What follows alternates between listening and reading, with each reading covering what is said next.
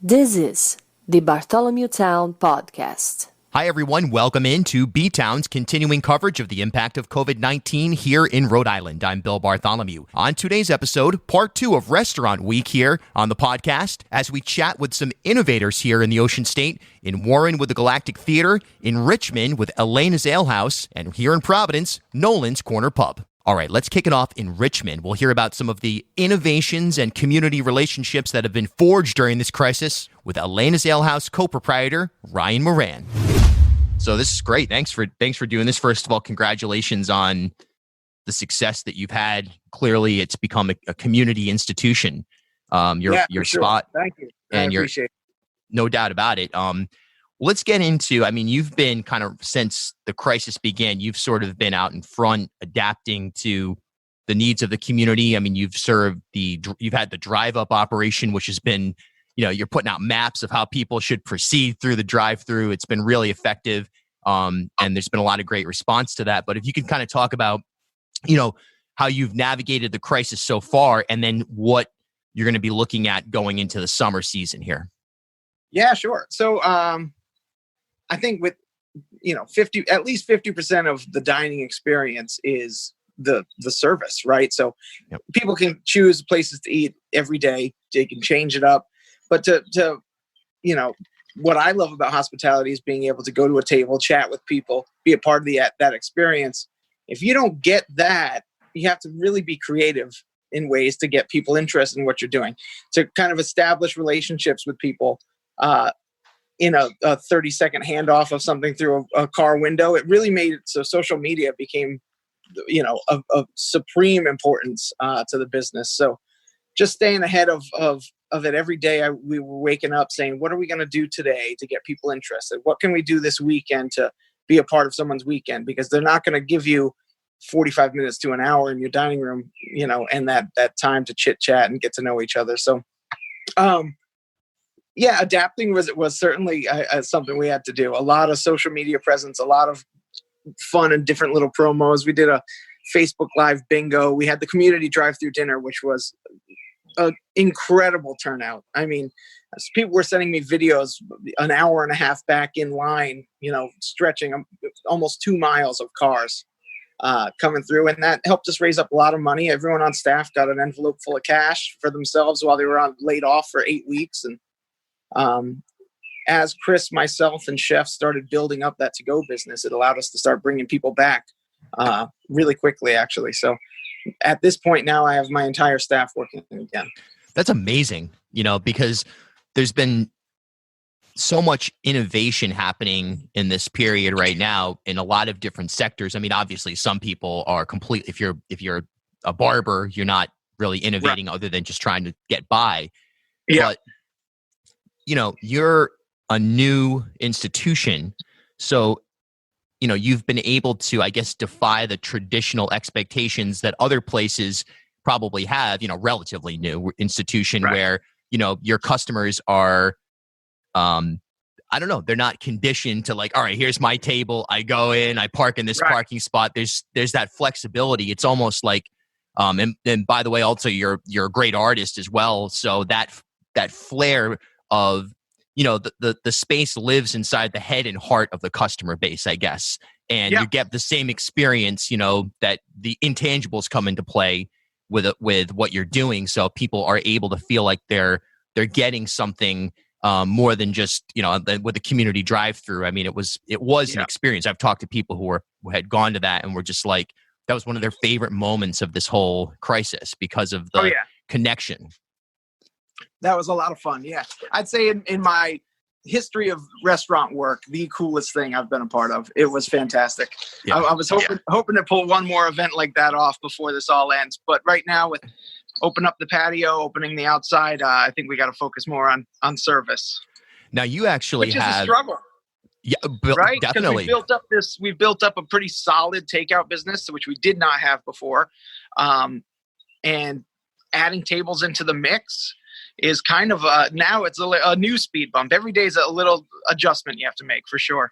No question. And look, there's plenty of restaurants in Newport, Providence, wherever that are not really able to expand outdoors. Of course, they're talking about closing some streets down in some cases, but I mean, you actually are able to, I mean, you have a great backyard patio. You're right on Beaver River Golf Club. So again, naturally playing to your strengths, you're going to be able to, I would assume, expand and embrace the outdoor dining element in a way that most places aren't. Can you talk about that a little bit?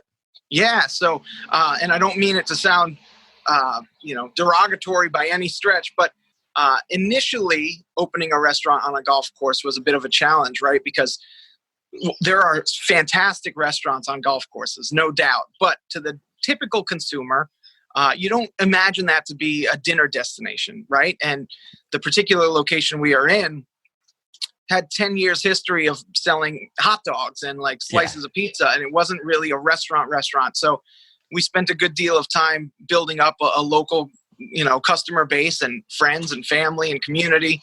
And now, the fact that we're on a golf course is an afterthought.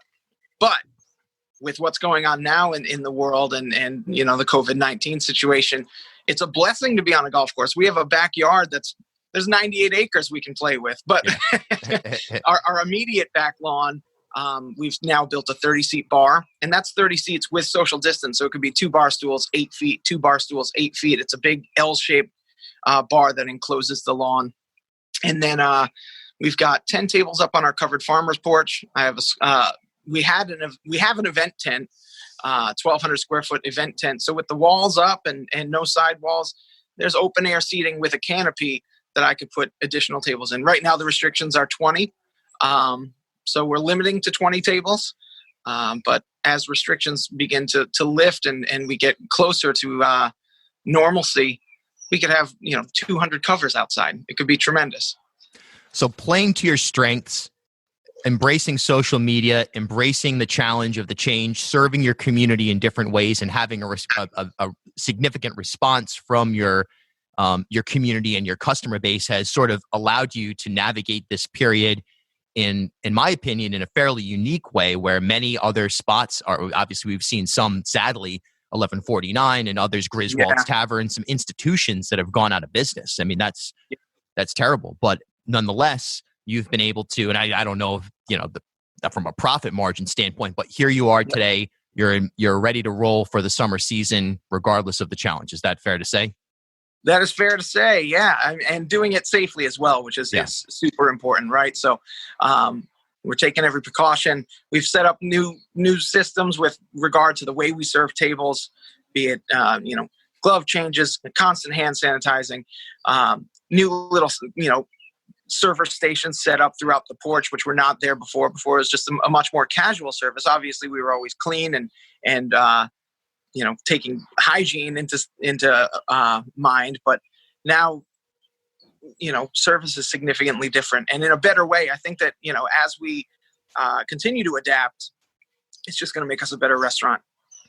You opened up a coffee shop. Is that down the street, like where Sal's Pizza used to be or something like that? Yeah. Alaina's Coffee and Kitchen. It used to be, it was Fresh Ground, Sweet Opus. There's been a number of things. It used to be the Meadowbrook Garden Center. There's an attached greenhouse to this building. An old garden shack that is now like the cutest little coffee shop there ever was. Nice. We signed the lease and plan to open that towards the end of February. And then this situation happened, and we delayed the opening for quite a bit. The thought was I didn't want to open the business without it being what it was going to eventually become. It's strange to open a cafe under the restrictions of not allowing people inside, but after a number of weeks and seeing that folks wanted to continue to support the restaurant and people were asking about the coffee shop, we just converted it into a takeout window, and now we opened 2 weeks ago. I'm currently sipping one of those coffees, and I was wondering, yeah, and it's been going really well. Super happy with that. You've had live music. It's been a part of your space. I've performed there myself. I guess it was like a year ago now. Yeah. What's that going to be like for, in your mind? Because look, Ballard's out on Block Island. They've got an outdoor. Their stage is, allows for outdoor concerts, if you will. At the same time, I asked the governor yesterday, "Hey, look, Ballard's is scheduled. They have a performance scheduled for June 12th," and she said, "Boy, that's risky." from number one, a health standpoint, but number two, from a business standpoint. Are you, from an entertainment perspective, just going to wait as long as needed, or are you going to try to play into the strength of the outdoor space? As much of a bummer as it is, because I love music. I was in a touring band for a number of years, and it's a lot of what I like about, the later hours of a Friday or Saturday. Just having a band play at my business is so much fun. But, it's not a focus at the moment. I think that, midsummer maybe.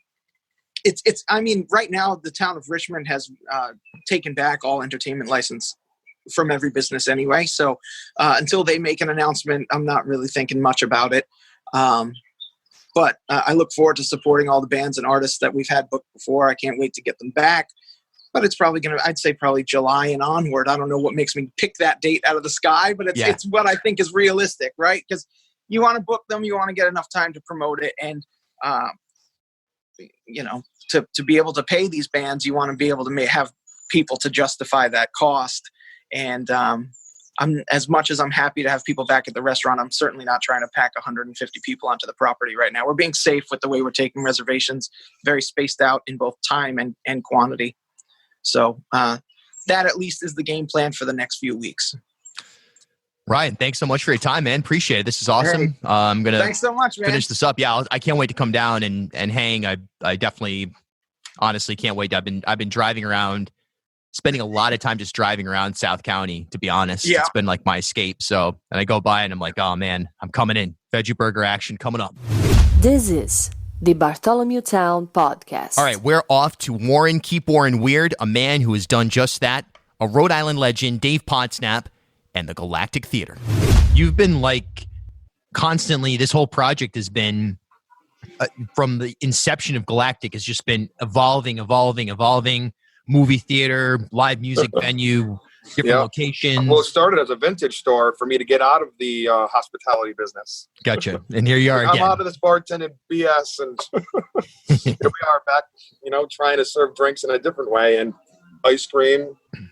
Yep. I should have did this years ago, now that I'm thinking about it. Yeah, it does seem like it's a nice interface that's like you're building infrastructure. A lot of people are buying tents and they're doing this and that and the other, and it's sort of like a temporary moment, but you're actually repurposing where you now have more flexibility going forward. That's an interesting approach. Yeah, what else could I do? I'm paying full rent, might as well use the full room. Yeah. And then when, knock on wood, we reopen normally, I'm just going to extend the end of the bar so it's a permanent takeout ice cream counter so we can open during the day during the season for ice cream season and not lose the ice cream aspect ever. Yeah. It goes with your brand, I guess. You know what I mean? It doesn't seem like it's not too random. Too far out. It's like, hey, we're selling Matchbox cars and comic books now. At least ice cream makes sense because I'm always posting that I'm an ice cream slut, and I am bona fide. Addicted to ice cream. Another thing that you've done is you've created labeled, sealable packaging for your signature cocktails to go. A lot of people, I've saw some people that are just putting them in containers. Yeah, things like that. So you've actually taken that another step. Well, I had this planned, and I had it bookmarked and in my shopping cart on Amazon, the evil, you know what I'm saying? Yep. I didn't want to use Amazon, but that's where I found them and where I could afford them. And I was like, maybe a couple of weeks into this, I was like, if we are allowed to sell cocktails to go someday, this is what I'm going to buy. Because we're only allowed to do beer and wine, as you know, in Rhode Island. Yep. So I went to a town councilman. I contacted the Division of Business and Regulations. And for a few weeks, I was trying to work it. Why can't we do cocktails? They have canned cocktails. Narragansett Beer has Little Dingy canned cocktails. Why can't we sell those? So a town councilor, Steve Kalenda, contacted a local lawyer friend of mine, and he went to the state. And he said, hey, my buddy in Warren, didn't say my name, wants to know why can't we add this? It makes sense to me, by law, blah, blah, blah, blah. Boom, they got it passed for the whole state. So Warren is who got the state passed, which is pretty amazing. Because of my annoying requests. Hey, why not? Why not? I want to play in the yard. Yeah. Why can't I have ice cream? Before dinner. You know what I mean, though? Totally. So, as soon as I get a text, hey, Dave, your request has been granted. It's going to be announced tomorrow statewide. I'm like, what? Went right on to my shopping cart, click, and I bought 200 bottles that have the tamper-proof sealed rings on them. They're juice bottles, 16 ounces. And then I started making labels on my $300 MacBook Air from 2012, and we're ready to go live with it early next week. Amazing. And you had a couple, or at least one live stream. I guess maybe there's a second one happening that, your audience, if you will, your core customer base are right there with you at a certain level. The community is. Warren is fairly tightly knit. So you feel like this is going to be a success? Gut instinct? Gut instinct, I'm screwed. The other half of my gut instinct is I have a gold mine in my lap. Yeah. So I'm 50-50. It's feast or famine at this point. I'm dead and I'm reborn at the same time right now. I don't know what's going to happen. We might be overwhelmed and not be able to keep up with the scooping and the flatbread orders and start getting bad reviews on Yelp because we're not fast enough service-wise. Or we're going to be like, wow, we're making $200 a week. We're screwed. And we're going to think of plan B, C, D, and E now, which I don't know if I have any. I think it's going to be great. Gut feeling, we're going to kick ass. And I'm going to have to hire more people. Let's hope. I mean, I hope. I don't think it's too far of a stretch. I feel like, you're way ahead of the curve as compared with other people who are. I think the biggest difference is that you've made tweaks to your infrastructure without, like I said, tents and people. I know people are buying furniture, and I talked to somebody. Well, I spent to be honest, I probably spent over $3,000 on webstaurant.com alone just to get an ice cream dipping unit, to get all this candies and boxes and utensils and containers and just stupid cutting boards, just stupid shit that's needed. I made a whole list on an index card. I went, okay, as soon as this fundraiser money comes in, I'm going shopping so we can open faster. So I just had a delivery now. Actually, that's what this meeting started from FedEx is here every day for the last 2 weeks. Yeah. I got 200 pizza boxes, flatbread boxes, candy. I ordered too many waffle cones. Banana pound those down. Yeah. So I'm just thinking ahead of what if we're slammed? What if the shipping takes too long? I'm just going to stock a wall with all the dry goods and be ready for the onslaught, hopefully. So I'm overwhelmed. I'm sitting here with the sweat on my face drying to do this, and I'm very grateful and very nervous at the same time. To be honest, I'm very nervous, excited, and nervous. The East Bay is, I don't know if it's overlooked. I don't know if that's the right term, but it kind of is in the broad Rhode Island context. We hear about Providence, Newport all the time, South County, the beaches, but I don't know, East Bay, it's not, other than the Bristol 4th of July parade being canceled and people kind of getting on that train, if you will. I mean, do you feel like your voice, obviously you changed the policy through vis-a-vis your counselor, on the takeout drinks, but do you feel like you're represented, I should say, on a statewide basis throughout the crisis in the East Bay? That's a tough question, but a good question. I don't want to sound selfish or wow, me. But at the same time, the part of the East Bay that I love the most it's the black sheep. Yeah. The award-winning black sheep. Is that even a term that makes sense? We're the underdog. Yeah. Yeah. I mean, we're the underdog, but we're also top dog as far as I'm concerned. We have the most restaurants per capita that won Best of Rhode Island, and the food in Warren alone kicks all of East Bay's ass, I think, in my opinion. Though we have amazing restaurants in Bristol and in the outskirts, South County. I mean, there's restaurants all over Rhode Island. We're blessed to have so much food and options of dining, takeout. The thing is, Warren is so weird. That's why I made the shirts. Warren weird. It's hard to define us. I think we're the underdogs, even though we are the kings and queens at the same time. Does that make sense? It does. No, that makes perfect sense. Yep. I mean, some people have called it the Brooklyn of Rhode Island. I mean, or the Austin of Rhode Island is how I like to call it. I mean, we're funky. We're funky. We go against the grain. We don't go with the grain. Anything's possible. And part of it is some of our town councilors allowing people like me to just do what we want within law. Yeah. You know what I mean? No, like, I want to open up a movie theater. Okay, weirdo. Here you go. Here's your license. Don't screw up. yeah. You know? So Yeah, it's I like a think that's libertarian strain that's and it's like a mixture of wild west without being, overly loose either, where people are being exploited, I guess. You know what I mean? Right. That makes sense.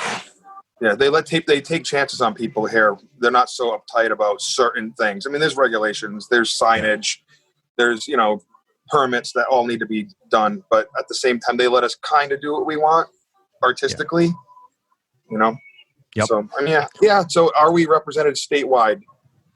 Yes, for a minute. Then we're forgotten. And then they start talking about Providence, Newport, South County. Maybe because it's shinier. Newport's shinier. And Providence is, more populated. So, I mean, maybe that's why there's more press and more announcements about stuff in the bigger cities. And we're the smallest town in the smallest county in the smallest state. So, yeah, that makes it awesome, too. That's why I'm glad I'm here, Last area live music. I saw Block Island Ballards is reopening June 12th. I talked to a musician this morning from Worcester who says he was contracted. I saw that the schedule was listed, so I called this kid, and he's going out to Block Island to perform and back to business. They say that they're going to figure it out and everyone will be safe, and if you're sick, don't come. I mean, wow. I feel outdoor concerts. I kind of sort of outdoors, they have a beachfront property, but there's still, you're still in a bar location to an extent. I mean, how I canceled all my gigs, without, or I assume they're off anything that I've had booked through the whole summer. I mean, what's your gut? I mean, are we, when you see things like that in Block Island, is that more of a rebellious approach? I feel like I'm going to get in trouble with any of my opinions because everyone's so fragile. And it's so, even the reports of this virus and the reports of the contagion and the reports of this and that, everything's so inconsistent. Yeah. And I don't want to be, I'm going to be honest. I'm not going to lie just to sell ice cream cones.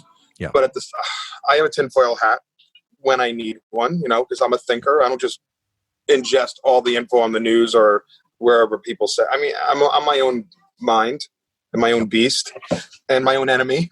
But I would say my gut feeling is me personally. There's no gut feeling, just me personally.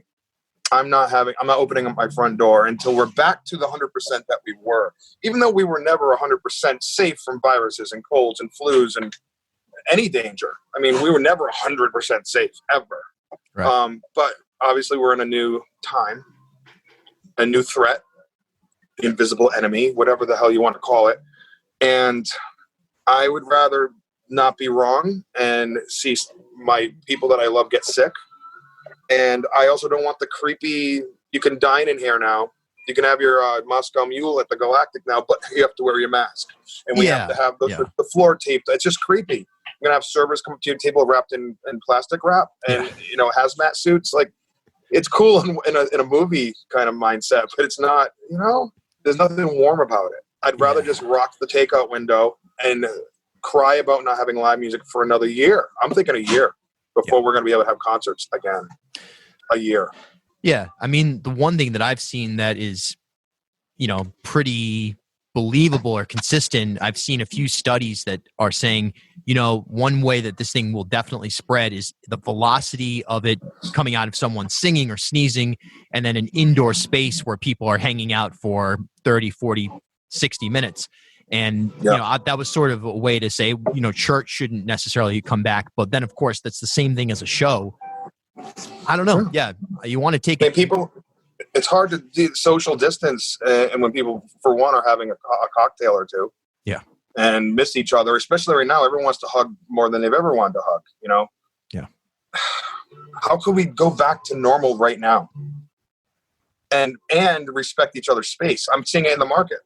Nice people, even, are dumb. Yep. And they don't know any better because their hearts are in the right place, but their minds are.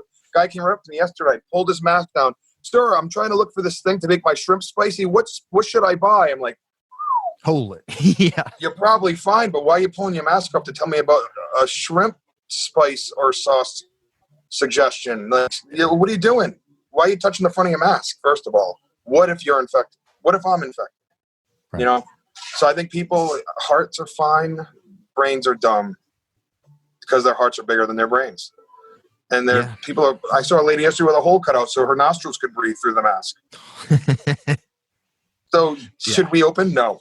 Not that people are a little more educated or more, conscientious about each other's safe spaces. It's just so crazy. I'm like getting goose pimples right now, even thinking about where we're at right now. Yeah, it's terrifying. It's creepy. Yep. It's terrifying, but I'm also excited to challenge it in a safe way with this takeout window and, being kind to people with my mask on. Hope they know I'm smiling behind it. Saying, hi, sir, hi, miss, excuse me, pardon me. Like, I'm trying to be extra nice to people everywhere I go. Yeah. It's not easy. No. No, the grocery store freaks me out 100%. I mean, I've been literally freaking out in the grocery store. I went 2 days ago for the first time in 2 months. Yeah. I hated it. But I was excited to throw ice cream in my cart. Yeah. I bought a lot. Awesome. All right, this is great. No, this is great. This one last thing. Where can people find out? I mean, you've got a website. You're all over social media. What's the best way for people to kind of, especially if they're going to drive from outside of Warren, if they're coming up from Richmond or whatever, if they want to come check out what you're up to, how can people keep in touch? All right. So obviously Instagram has been my go-to because, the algorithms and are a little better than Facebook. But Instagram is my go-to, and I push from there to Facebook. And I'm about to update the website further tonight and tomorrow with the flatbread menu and basically the instructions of how we're going to operate. No mask, no service. It says it on the door, and basically, like all restaurants are doing right now, you can pre-order the flatbreads and the beverages through the website and pay online and pick up at the window. Okay. Ice cream, we can't really do it like that. It'll be melting on the shelf. So basically we're going to do ice cream is walk up only. So, I mean, and we're still trying to figure out the hours. I would say go to Instagram for up-to-date announcements, but go to galactictheater.com for the official direct ordering and contact us through there for any questions they have. Like, are you going to do this? What are your hours? Blah, blah, blah. That's my direct contact there. There's a little form you can ask questions on. But I'm thinking I was going to do 12 to 7. But now I'm thinking restaurants served and people are asking, I want to get ice cream after dinner. Like, that's not smart hours. We're going to probably do 2 to 9. Yep. I think 2 to 9 makes more sense. Yeah. I don't want to sit here all day and pay my staff. Obviously, I'm broke right now. So I got to think of payroll too. So I'm thinking 2 to 9 makes more sense. Late lunch till early dinner and ice cream after you have dinner somewhere else. Yeah. I think that's what we're going to go for now. But yeah, galactictheater.com or Instagram Galactic Theater. The legend continues. Thanks so much, man. Appreciate it. Thank you. It's an honor to talk to you, and I miss you. I miss you too.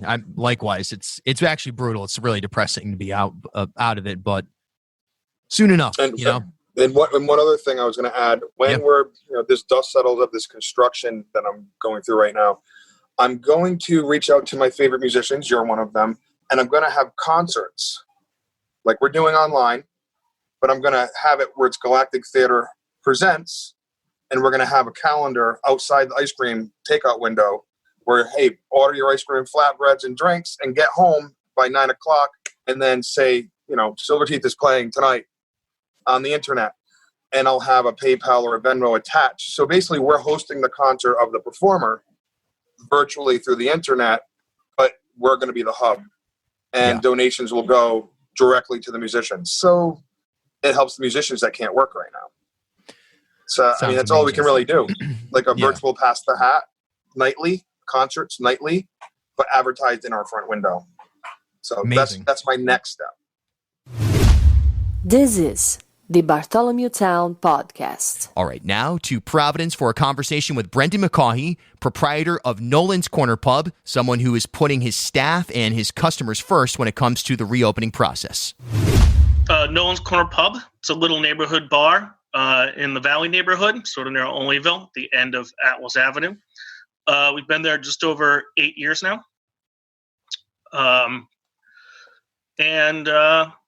I think as this neighborhood grows, we've become a pretty integral part of it. Pretty soon, we're going to have a craft brewery around the corner. We have a bespoke distillery that's opening up. There's going to be a farmer's market, and there's a lot of changes since I first opened up 8 years ago. But it's all positive. That's kind of consistent with Providence in a way. It moves rapidly. Not necessarily purely gentrification wise, but the city has a lot of turnover because of the student population, and I don't know. It's an evolving city. Do you feel like you're a part of that? Yeah, but it's also a lot of neighborhoods change. I've been living in Providence I've lived in Rhode Island my whole life, but lived in Providence for 25 years, and you get priced out of different neighborhoods. Like you said, it is gentrification to a point. Can't live on the east side anymore, so you move to Fox Point. Can't live get priced out of Fox Point, move to the west side. You can't live near the Armor anymore, so sort of end up down this way. Let's talk about your approach to the crisis here, and something that caught my eye was you post. I guess it was a couple of weeks ago now. You posted that with the governor's rollout of phase 1, 2, and 3, and so forth, Nolan's is going to take it slow. You're not from a customer safety standpoint, from a staff safety standpoint, and I would guess even from an infrastructural upgrade standpoint, you're not in a race to get open again. That's a lot different than some of the other spaces like the 170-something restaurants that have signed on to this petition to demand reopening indoors by June 1st. Why do you have a different approach? Trying to set a hard date on that is ridiculous. You have to wait for the data to come in, and I don't know. I don't have to. I'm a solo owner. I own the building. I was here for 5 years and was lucky enough to be able to buy the building. And I saved up all my pennies, and I was saving up to do renovations around the place anyway. Fortunately, those are going to have to get pushed off. But I don't need it. My employees don't need it. Why would I do it? Yeah. I guess some places are in a much different situation. I completely understand that. If your rent's $3,000-$4,000 a month and you haven't been open for 3 months, you really need to think about getting going. But that's not me. Yeah. So you're able to adapt, and really the whole crisis here is about situational scenarios. You've got urban core populations that are frankly not getting the messaging they need about how critical it is to get tested or having access to testing. Other parts of the state, they've gotten a little bit better about that. They moved a lot of the testing from URI up into my neighborhood. Exactly. Which has been great. So it's that pinpoint approach. So yeah, it's tough to evaluate things with a big, first of all, as you say, numbers are going to have to supersede any hard date, but also it's tough to pinpoint. It's tough to look at even the state as, without pinpointing, everyone has their own situation. At the same time, common sense should prevail. I asked the governor yesterday about would she be willing to have hazard pay for anyone going back into a service industry job. While she said she would be open to it, she didn't commit to it either. What's your take on that? I think yesterday she said the priority would be for the frontline healthcare workers, yes. Which, I'm the service industry too, and I do believe if anyone's getting hazard pay, it should be them. I mean, yep. I generally think all service industry workers should get paid more. The fact that we're in a position where a lot of people are making more money being on unemployment than they are coming back. That's just an indicator of how we should be paying service industry people more anyway. Absolutely. Yeah, I wonder if there's an opportunity now to just redesign compensation, and that could go for musicians, that could go for anybody, but especially those who are quote unquote tip wage folks. If there's a system redesign that can come out of this, it may not be immediate, but it's certainly, in my opinion, time to start thinking about that. Yeah, well, we'll see what happens. I believe it's the end of July when the federal $600 boost to unemployment kicks in.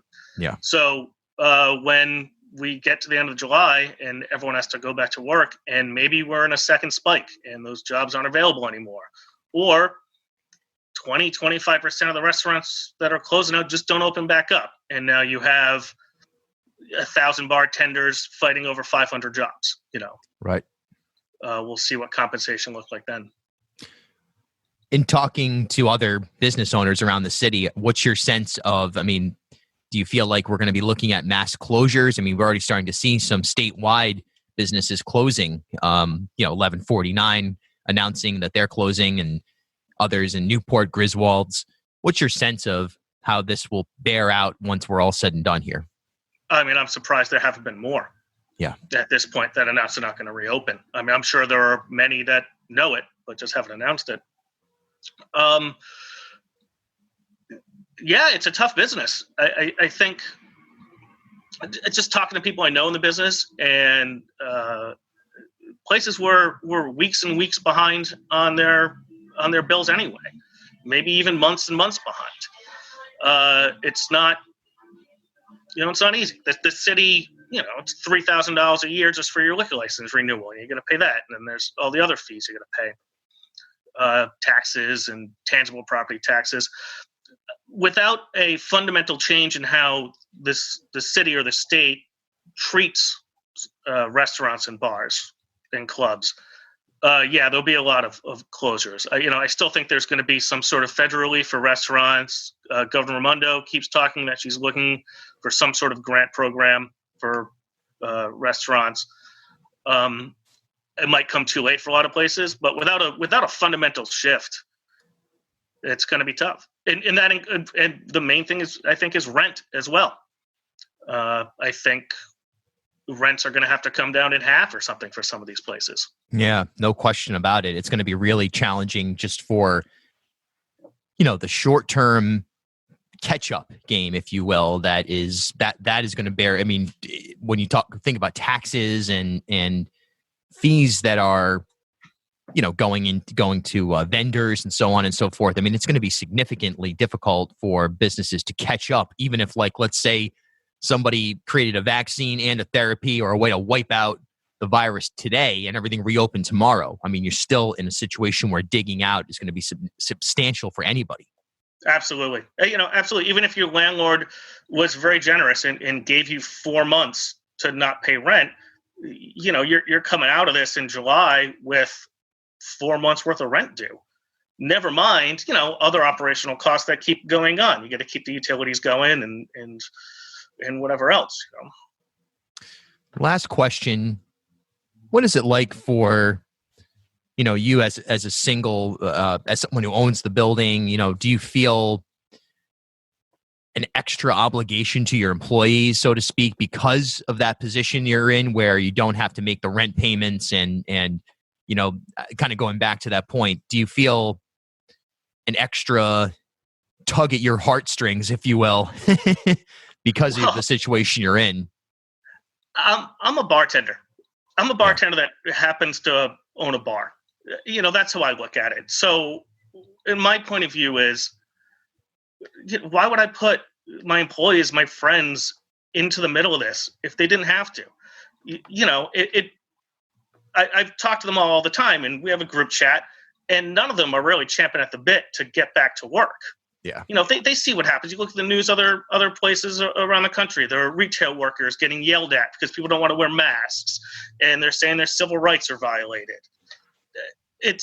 Why would I put anybody through that if I don't have to? And like I said, I'm in a position where I don't have to. There are many other places that they feel they need to open up immediately and start generating revenue and taking people off of unemployment and putting them back to work for what might be 25% capacity and that's a difficult decision, and I don't fault any of them for making that decision. But I keep getting back to, I don't have to, so I'm not going to. I don't want to work. If I don't want to work, why would I make anyone else work? This is the Bartholomew Town Podcast. Discover over 200 episodes of the Bartholomew Town Podcast, conversations with Rhode Island politicians, media members, and other cultural figures at ripodcast.com or wherever you get your pods. At HealthSource RI for Employers, we provide access to health insurance to more than 1,100 local businesses and nonprofits, and 96% of them renew through us every year. Maybe it's our choice of 19 different health plans, our 10 years of customizing solutions, or our one local team of dedicated experts helping employers find quality health insurance. see how our numbers stack up for you. Learn more at healthsourceri.com/employers.